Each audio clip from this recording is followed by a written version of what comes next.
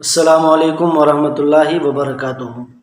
حضرت بلال کے بارے میں ایک واقعہ مشہور ہے، پہلے آپ وہ واقعہ سنیں۔ یعنی بتانے والے کہتے ہیں کہ حضرت بلال نے صبح کی اذان نہیں دی تو پھر سورج طلوع نہیں ہوا، یعنی دن نہیں نکلا۔ پہلے آپ ایک شاعری میں جو واقعہ بیان کر رہا ہے سنیں، اس کے بعد یہ صحیح ہے یا سچا یہ واقعہ ہے اذان بلال کا۔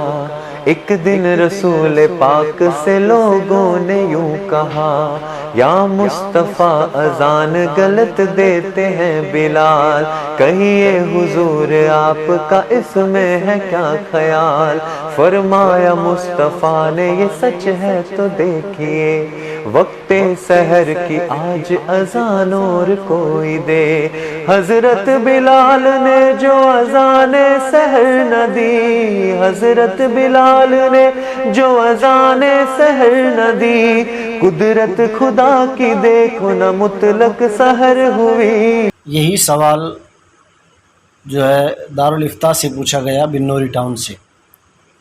کیا یہ درست ہے کہ حضرت بلال رضی اللہ تعالی عنہ نے فجر کی اذان نہیں دی تو سورج طلوع نہیں ہوا؟ اس حوالے سے بہت سے لوگ اختلاف کر رہے ہیں اور اس واقعے کو غلط کہہ رہے ہیں، جبکہ ہم مستقل سنتے اور پڑھتے آئے ہیں کہ یہ واقعہ اسی طرح رونما ہوا تھا۔ آپ سے التماس ہے کہ اس سلسلے میں اسلامی تاریخ کی روشنی میں رہنمائی فرمائیں۔ جواب: یہ واقعہ درست نہیں ہے۔ حضرت بلال رضی اللہ تعالیٰ عنہ کے بہت سے فضائل ہیں، انہی کو ذکر کرنا چاہیے۔